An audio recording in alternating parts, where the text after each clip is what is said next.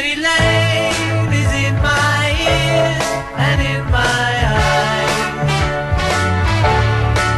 Hi, my name's Evan, and these are my friends Victor and Tristan. Now, guess what? I'm gonna give you $5. Excited? You should be. But there's a small catch. It's not a $5 bill, or 5 loonies, or even 20 quarters. You can have 500 pennies. Ha, ha, ha. If you're crazy and still want my $5, just know this. It's impossible. In fact, it's illegal to purchase any item over 50 cents in pennies. Sorry you won't be buying yourself some actual lunch, but I guess if you were really hungry, you could buy 20 gumballs at 25 cents a piece if you took the time to buy them separately. So, do you still want this worthless pile of copper? Canada hates pennies.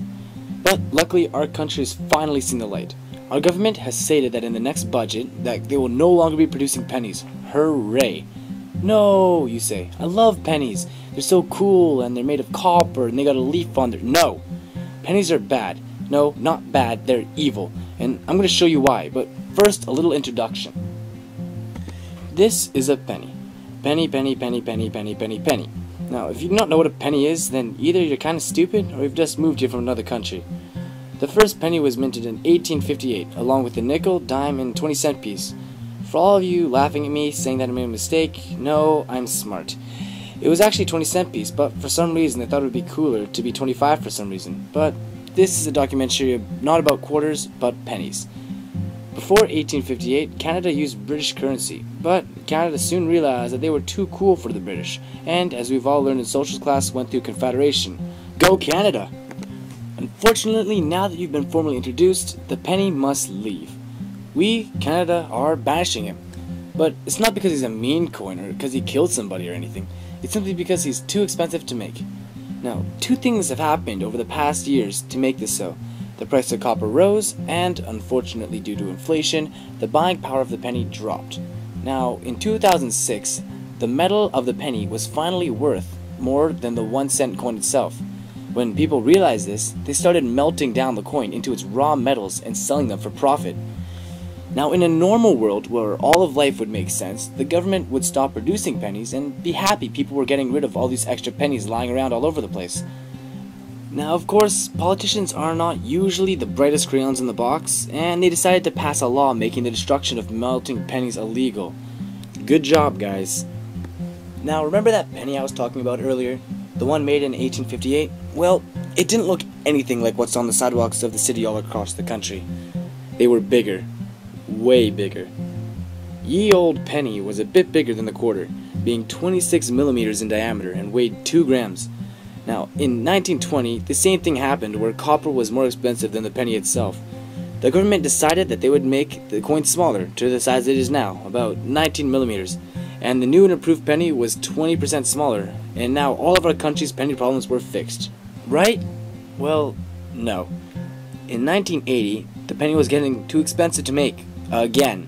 Now, to fix this problem this time, they made the coin 12-sided to help the blind people figure out what it was. You probably can't tell, but I'm making air quotes because there was a more devious reason. Making it 12-sided made the coin smaller, and that means less copper was needed for production. But, alas, the evil plan did not work, and it happened again in 1996.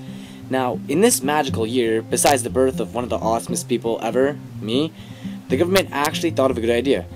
Did you notice how I said materials when talking about the present penny and copper when talking about the old one? I didn't really expect you to, but you must be pretty smart if you did. Hats off to you. As much as it looks like, the penny doesn't really have that much copper in it, only about 4.5%. The rest is mostly steel. This made the penny much cheaper to make and made everybody pretty happy. Now the government was able to turn the penny back from 12-sided into a circle again, because apparently blindness was cured. Yeah, okay. Unfortunately for everybody, inflation grew like crazy. We laugh at our grandparents when they tell us that a can of Coke cost 5 cents. Like, that's crazy. Imagine how much Coke we could have bought. But then again, an allowance was about 25 cents, so it kinda does make sense. Huh, get it? Cents? Yeah, sorry, that's a bad joke. Alright, well, let's move on. Now we are back in the future. Good old 2012, where there is major pollution and the unavoidable apocalypse that will unfortunately happen before Christmas. Right now, the penny is worth about 1/12 of the old penny, and that gives us major problems. Let's go on a field trip to the Royal Mint. Do you want to go buy your own penny from them? Great! Well, do you have 1.6 cents? Because that's how much it costs to buy a penny from them. Every year, our government goes to the mint and buys $18 million worth of pennies at the price of $29 million. Our government wastes $11 million buying these worthless pieces of copper-plated steel, all just to make us happy, and have been buying pennies for more than 1 cent since 2006. 6 years of this. Come on, people. Another reason pennies are a failure at their only purpose in life is that it is impossible to get rid of them efficiently. Have you ever tried to pay for something in exact change? Let's spend some of our pennies that we have saved up in a giant glass jar, but where? Vending machines don't take pennies, and neither do parking meters. The only place that accepts pennies is this guy. So we have already made the penny smaller, made it out of cheaper materials, and even helped the blind people in an elaborate scheme, but what else is there to do? The thing that we should have done a long time ago. Get rid of it. Completely. But Evan, if we get rid of the penny, stuff will get more expensive. No random person that keeps questioning my authority, it will not. Australia has gotten rid of their 1 cent coin, as well as Norway, Switzerland, and even the UK. The UK probably got rid of the €1 coin, most likely for its size though, for it is stupidly small, but nonetheless it is gone. All of these countries have gotten rid of their penny, and not one of them have gone through major inflation. In fact, there was almost no difference at all. The world did not blow up and everybody is perfectly fine. Of course, America hasn't gotten rid of their penny yet, but if you think this is a reason for us to keep it, let's just say America isn't the best at realizing it has flaws. You ever heard of the imperial system? Have you ever tried to convert inches to miles? Math class in America is way worse than what we got here in Canada. So what does this mean to you? Well, it's actually really simple. Every price will be rounded to the nearest 5 cents, and you will pay that. Oh no, well suck it up, it won't be that bad. You will at most pay 2 cents more. Like everything, you win some and you'll lose some.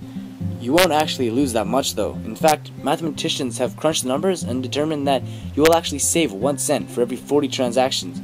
Don't ask me how, but the equation probably looks something like this. They say the only times that you will indefinitely lose money is if you are buying something 99 cents or less. So basically, as long as you don't shop here, you're fine. But then again, nothing in the dollar store is actually less than $1, so I'm pretty sure you'll be fine no matter what. Now, if you're going to continue to be difficult about this major switch, I might be able to cheer you up a little bit. First is that credit and debit cards will not be affected by this, and you will be able to pay the exact amount the register says. Exactly the same as it's been since credit cards were first invented. Now, second is that huge jar of pennies you've been collecting for years is not worthless, don't worry. Although it would probably be smarter to sell them for the raw metals inside, stores will still be accepting pennies. You can pay to the nearest 5 cents with pennies if you want to, but I don't really see why, but whatever floats your boat. By now I hope I've gotten it drilled into your head that pennies are bad. They are bad for the economy, bad for countries, and considering how many germs are on a single penny, bad for people. To put in your mouth at least. There is one more problem though. Nickels. 1 nickel costs 9 cents to produce, almost twice as much, so don't worry about the penny. I'm predicting it will have at least one friend with him in coin heaven. Let's go interview some people, see what they think about the penny.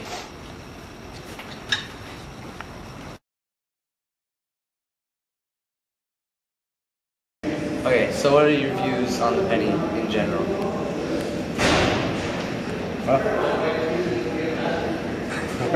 What can I say? Do you like it? Do you not care? Do you find a use for it? Not really.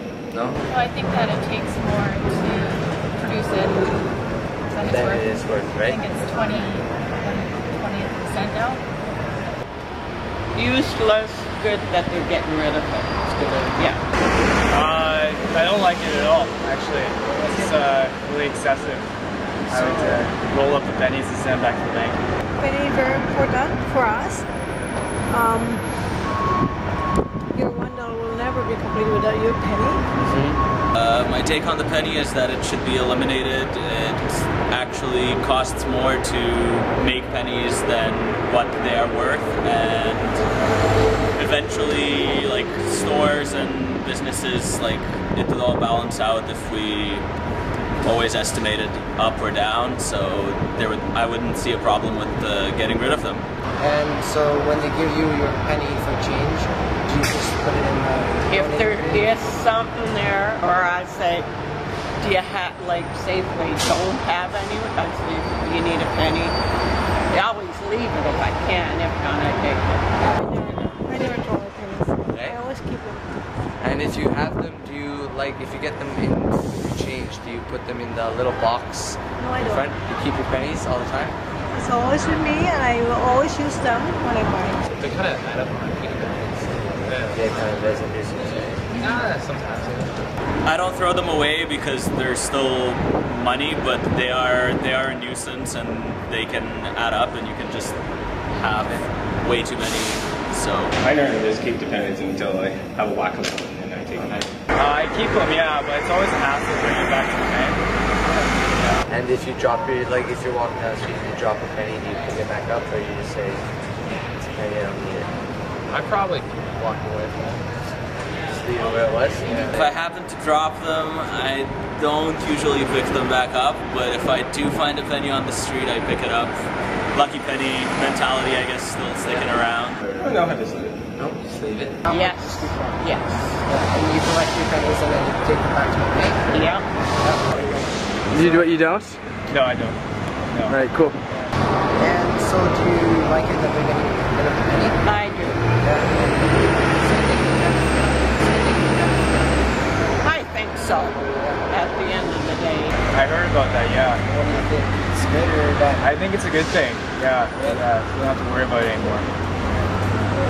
Trust me, I work in the casino, I know that it's getting abolished. Okay. I think it's really cool that lots of charity organizations are collecting them.